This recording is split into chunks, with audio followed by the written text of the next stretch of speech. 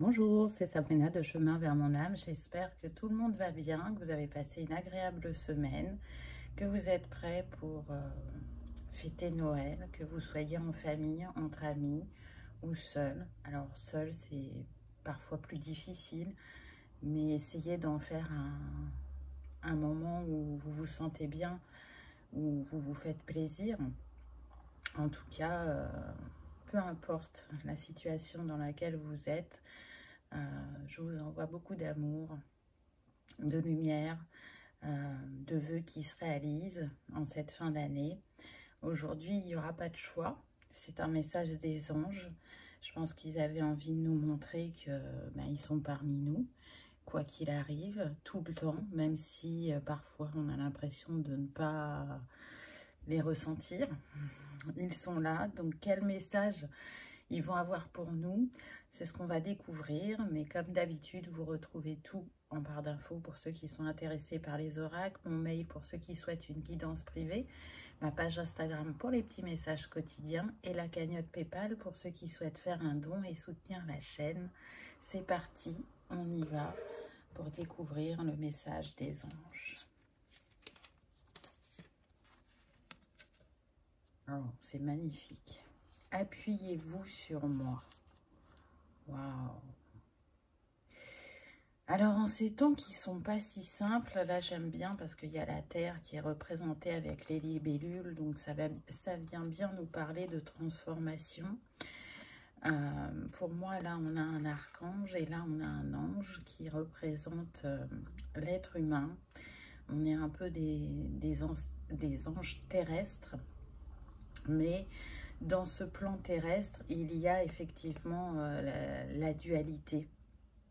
Donc, si vous avez le cœur blessé, si vous n'arrivez plus à croire à certains de vos projets ou à retrouver l'amour, on est en train de vous dire, mais tout est en transformation, tout bouge, on est là pour te soutenir sur ton chemin, on est là pour soutenir la transformation de Gaïa.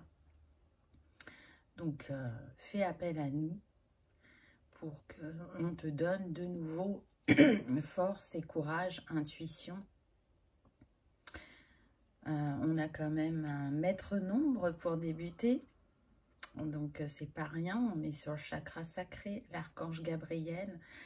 Moi je vois ça comme une annonciation, pour dire que tout va aller, que l'équilibre va se remettre en place, mais que pour ça il faut rester dans le cœur, il faut avoir foi, il faut rester dans cette générosité, dans l'accueil de notre émotivité, de notre sensibilité, parce que c'est ce qui nous guide sur le chemin et c'est ce qui nous permet justement d'exploiter notre potentiel pour atteindre nos rêves, nos buts. Donc avec ce 22, on a aussi l'énergie de Marie-Madeleine, donc prendre soin de ce féminin sacré en chacun de nous, qu'on soit un homme et une femme, on a ces deux énergies. Que cette sensibilité, cette empathie et cet amour que l'on est capable d'offrir chaque jour, c'est notre force, c'est notre plus grand pouvoir personnel. Donc nourrir toute cette part divine qui est en nous, la reconnaître, l'aimer, invite l'autre à en faire de même et ouvre un égrégore puissant qui contribuera à ce changement. Donc je trouve ça très très beau. Vraiment, ils nous montrent qu'ils sont là. Vous êtes un ange sur terre. Voilà, c'est ce que je disais juste avant. Donc c'est confirmé, nous sommes des anges avec ce plan terrestre qui nous habite pour cette vie. On est capable de porter ce monde encore plus loin, de manière encore plus belle et plus haute, je dirais. En tout cas, c'est ce qu'on cherche à ancrer, chacun à notre manière. Chacun participe à ce changement dans le quotidien, qu'il en soit conscient ou inconscient. Mais ce qui est sûr, c'est que avec toutes ces feuilles d'automne, c'est une invitation aussi à lâcher prise, à ne pas chercher savoir quand les choses vont être concrètement visibles, je dirais, pour ce changement planétaire et humanitaire. Juste avoir foi qu'on y contribue tout à chacun, chaque jour. Et que c'est un apprentissage. La vie est un apprentissage, est une expérimentation. Et retrouver et faire rayonner cet amour qui nous habite et reconnaître cette part divine en nous, c'est primordial. Alors c'est intéressant, est-ce qu'on avait le 22 avant, mais si je l'additionne, ça me donne 4. Et là, on a le 40 qui nous donne 4 aussi. Donc on continue avec les maîtres nombres. Là, c'est comme si on avait le 44 qui est relié au chakra du cœur, à l'archange Chandalphon, à l'énergie de Marie. Donc on a l'énergie féminine qui est très présente. Ça me fait penser à l'impératrice dans le tarot. Vous savez, cette femme qui a le ventre rond et qui est souvent représentée par la terre, qu'on retrouve là. Donc c'est aussi un message de dire que les êtres célestes envoient cet amour et cette lumière sur terre pour nous accompagner et nous aider. Et qu'en chacun de nous, on porte le monde et on est une clé, on est une pièce du puzzle pour qu'il y ait une plus grande ouverture de cœur, une plus grande stabilité émotionnelle et une plus grande sagesse que l'on partage de cœur à cœur, d'âme à âme, et de prêter une attention particulière à tous ces signes qu'il nous envoie. Alors là, on en a un modèle avec les chiffres, parce que c'est leur manière de communiquer, en tout cas c'est une de leurs manières. Ça peut être les plumes, ça peut être les animaux, ça peut être plein de choses, vous le savez.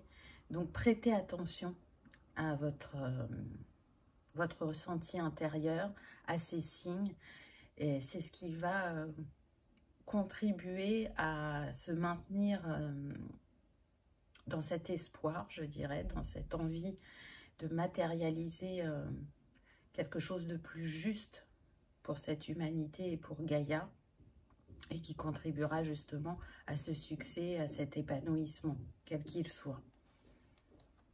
Les messages sont très forts aujourd'hui. Croyez au miracle avec le 7. Mais oui, bien sûr que nous allons croire au miracle. Et je pense que pour certains de vous, ils ont déjà eu lieu. Alors, il n'y a pas de petits ou de grands miracles, mais on aime bien parfois quantifier. Et je pense que pour certains d'entre vous, oui, il y a eu des miracles, des situations où vous n'y voyez pas d'issue, où c'était perdu, on me dit, et en fait, la situation a basculé. Donc aujourd'hui, peut-être que cette humanité, elle a du mal à croire qu'il y aura un grand changement, et pourtant, il est déjà en cours.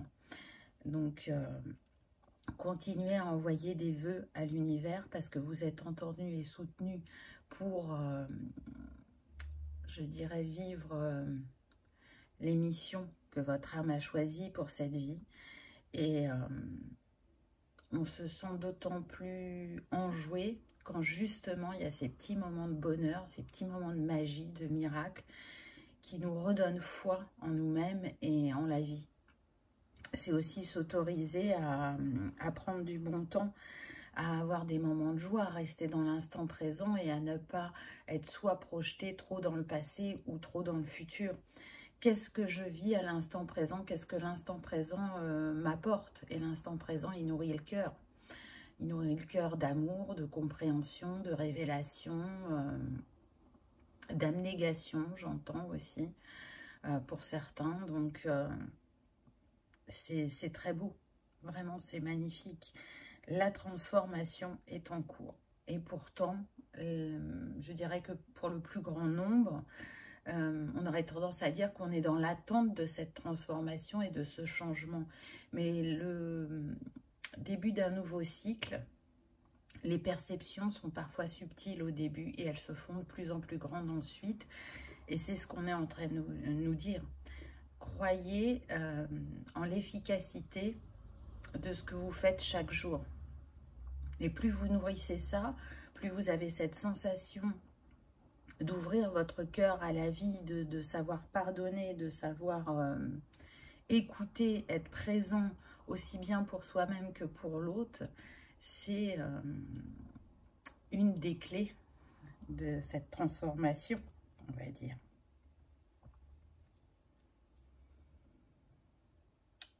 Faites une pause et réfléchissez.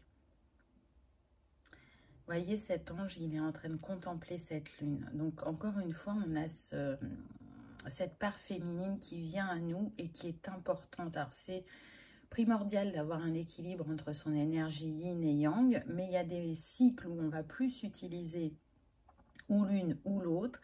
Et là, on est dans un cycle où on nous invite à vraiment nous connecter à cette énergie, puisqu'elle est reliée à notre part divine. Donc, dans ce voyage terrestre, où en êtes-vous? Est-ce que vos objectifs ont changé? Est-ce que vous en avez atteint certains? C'est une invitation aussi à ralentir, à s'écouter, à se ressentir et à se féliciter. Parce que bien souvent, on ne prend pas en compte la manière dont on a évolué sur le chemin. Mais je dirais que la destination finale n'est pas l'objectif primordial. En fait, c'est le voyage. C'est tout ce qui se passe pendant ce voyage qui nous enrichit. Et peut-être que dans cette vie qui est un peu effrénée, c'est une invitation à ralentir. Mais à ralentir sur tous les plans. Donc, continuez en ce sens si vous avez commencé à ralentir, parce que ralentir, c'est respecter plus son rythme personnel. Et c'est aussi comme ça qu'on va amorcer certains changements. Et en l'occurrence, avoir une vie telle que l'on a, c'est sûrement pas très respectueux de l'être que nous sommes. C'est à nous de casser les codes, c'est ce que j'entends. Ce qui a été installé depuis des décennies a la possibilité de changer si chacun porte sa pierre à l'édifice et y croit réellement. C'est très beau. C'était la carte 30, donc le 3, l'alignement, la Trinité, la communication. Donc, faire passer les messages de manière concrète et parfois subtile. Le mélange des deux fait que ça ouvre les consciences, je dirais. On retrouve le damier, l'autocompassion. Waouh! Ne plus porter de masque. Regardez, on a le 33. Donc, on avait l'énergie de Marie au début. Maintenant, on a l'énergie de Jésus. On est sur le chakra du plexus avec l'archange Uriel. C'est une invitation à vivre sa vie avec inspiration, avec optimisme. Et c'est en nourrissant ces énergies que on arrive à prendre sa place et à rayonner encore plus fort. C'est une invitation aussi à prendre en compte que la communication, qu'elle soit verbale ou non verbale, hein, parce qu'on communique de différentes manières, elle est importante. Elle est importante parce que ça demande d'être à l'écoute de l'autre, d'être à l'écoute de soi-même et de s'autoriser à sortir de ces carcans, s'autoriser à être, à ne plus porter de masque, à parler avec vérité et authenticité et à faire preuve justement d'autocompassion sur ce que l'on traverse sur le chemin. Que ce soit vis-à-vis de nous-mêmes ou vis-à-vis des acteurs qui ont joué un rôle pour que des choses se révèlent à nous, qu'on ait des compréhensions et des libérations. C'est aussi une manière de nous dire qu'on est tout le temps protégé, aimé, soutenu, qu'on est invité à faire naître nos talents, nos capacités. On est encouragé dans cette expérience terrestre à se rapprocher le plus possible de notre être divin. Et c'est ce qui fera, encore une fois, la différence. Vous voyez, il y a plein de manières de faire la différence. Là, la carte, elle est un peu plus sombre en arrière-plan, mais je trouve cet ange tellement lumineux.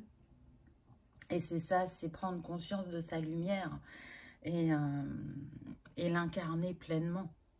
On avait le 30 avant, là on a le 33, donc si on enlève le 0, c'est comme si on avait le 333. Donc ils ont vraiment décidé de communiquer par les nombres aujourd'hui. Donc le 333 qui nous parle d'énergie, alors qu'elle soit l'énergie terrestre céleste, elle cohabite en nous, de vérité, d'unité, de trinité. Donc c'est ce vers quoi on marche, même, encore une fois je le répète, si on peut en douter par moment. Pourtant c'est déjà là, c'est bien là, et ça ne va faire que s'amplifier. Apprendre et enseigner. Oui, c'est un petit rappel que la vie est un apprentissage et que quand cet apprentissage est acquis, on est en capacité de le transmettre, de l'enseigner à d'autres. Pour beaucoup d'entre nous, on est là justement pour être de passage dans la vie de certaines personnes, mais de leur transmettre une clé, un enseignement. Pour d'autres, ça sera plus en lien avec le professionnel, c'est-à-dire que vous allez choisir d'être au service des autres, parce que c'est ce que votre âme a choisi. Mais peu importe que ce soit de manière personnelle ou professionnelle, on est tous en relais et chacun apporte à l'autre. C'est-à-dire que par moment, on va être l'apprenti et par moment, on va être l'enseignant. C'est encore un équilibre, c'est de se dire que l'on peut apprendre autant des plus jeunes que nous, que des personnes plus anciennes, qu'il n'y a pas, comment dire, qu'une façon d'apprendre. Les enfants sont des grands enseignants, ils nous apprennent beaucoup. Mais certains adultes vont se positionner en tant qu'adultes et se dire bah, « c'est moi l'enseignant ». Et ne voient la relation que dans ce sens-là, alors que pas du tout. Dans la vie, on apprend tout le temps, de différentes manières, sous différentes formes.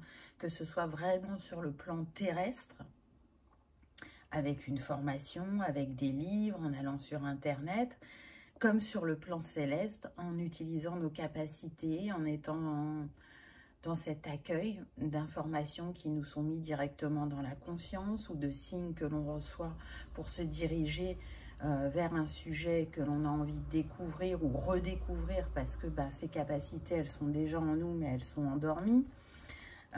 C'est le regard que l'on porte sur ce que l'on a envie de transmettre et de faire perdurer pour l'humanité, qui va faire que cet apprentissage aussi, cet enseignement va changer. Il évolue dans le temps. Alors, il y a des choses qui restent, hein, si on prend la religion, et qui sont encore transmises actuellement, mais il y a aussi beaucoup de choses qui évoluent au niveau spirituel. Ça, c'est propre à chacun. Chacun nourrit ce qui vibre pour lui. Mais peu importe ce qui vous parle, c'est une invitation aussi à se poser des questions et à remettre en question. Parce qu'on sait très bien que quand on transmet une information, elle passe par notre prisme personnel, donc par notre expérience, par notre sensibilité, par notre émotivité, ou par le fait que justement, on n'arrive pas à être dans cette ouverture de cœur et qu'on va peut-être y mettre un certain cadre, et on me dit pour certains une certaine froideur. Peu importe, mais en tenir compte, c'est important. Parce que chacun est en quête de sa vérité, mais sa vérité ne veut pas dire que c'est la vérité. En tout cas, trouver sa vérité, c'est déjà beaucoup, parce que c'est ce qui permet d'évoluer et d'avancer sur le chemin. Donc, encore une fois, on inspire tout à chacun, je dirais. Que la fête commence. Waouh, regardez. Ça annonce de belles choses, des choses qui bougent au printemps, à l'été. On a le papillon, on avait la libellule au début. Donc, on nous parle bien de transformation. Aussi bien énergétique, quantique que terrestre. Donc, les anges sont parmi nous, ça c'est certain, et ils participent à cette guérison humanitaire, mais aussi pour Gaïa. C'est de croire en un nouveau fleurissement et d'être fier de participer à ce changement parce que notre âme l'a choisi. Vous voyez, j'ai beaucoup de frissons quand je vous dis ça. Donc oui, C'est vrai que la vie est remplie de défis et que c'est pas toujours simple. Mais quand on sait ce que l'on apporte dans le quotidien, qu'on le conscientise vraiment pleinement, c'est ce qui fait toute la différence et qui nourrit le cœur. En étant dans l'acceptation de notre dualité, de ce plan terrestre qui n'est pas toujours évident, et de se souvenir de cette part céleste qui habite en nous, ça facilite quand même les moments de défi, je dirais. Alors, quels petits conseils les anges ont pour nous? J'ai tiré 2 cartes. Changement positif. Ose être différent. Quand tu es critiqué, rappelle-toi que tu ne peux pas plaire à tout le monde. Beaucoup de personnalités brillantes et généreuses n'ont pas été appréciées à leur juste valeur et ont été incomprises dans leur vie personnelle. Pourtant, ce sont elles qui ont souvent semé la graine du changement. Waouh! Je trouve que c'est vraiment approprié au message qu'on a eu avant. Osez être différent. Honorer votre différence, oser sortir de ces carcans, de ces cases dans lesquelles on cherche à tout prix à nous mettre. Et les anges vous le disent, c'est ce qui va faire la graine du changement. Donc oui, ça fait remonter des peurs, ça fait beaucoup travailler le plexus dans ces cas-là, mais c'est très révélateur, on me dit. Le dernier petit conseil, éternité. Ouvre ta conscience en douceur du monde extérieur au monde de lumière qui est à l'intérieur de ton cœur. Autorise chaque respiration à te guérir tandis que tu dérives vers un espace au-delà du temps. L'éternité existe à l'intérieur de toi, rayonnant tel un diamant, pour toujours. Tu es par nature une étoile étincelante se transformant en la plus belle lumière pour toujours. Waouh! C'est très très beau. Magnifique message. Vraiment, j'ai beaucoup de gratitude pour ce qu'ils nous transmettent aujourd'hui. Donc encore une fois, n'oubliez pas que vous êtes l'infini, que vous êtes cette étoile qui étincelle et qui participe à ce que la Voie lactée s'agrandisse et brille comme des diamants encore plus forts dans la nuit. Il y a toujours les 2 faces d'une pièce, l'ombre et la lumière. C'est ce qui fait notre unité et notre apprentissage. Donc accueillir ces 2 parts de la même manière, c'est ce qui provoquera ce grand changement tant attendu, dirons-nous. Voilà pour ce message. J'espère qu'il aura résonné en votre cœur, que vous aurez passé un agréable moment. Si tel est le cas, je vous invite à liker, partager, commenter ou à vous abonner si ce n'est pas encore fait. C'est gratuit, ça permet de soutenir la chaîne et de diffuser ce message au plus grand nombre. Je vous souhaite le meilleur, je vous souhaite d'apaiser votre cœur et d'apaiser les cœurs autour de vous. Je vous remercie de votre présence, de votre fidélité, de votre bienveillance. Et je vous dis à bientôt dans une prochaine vidéo. Au revoir.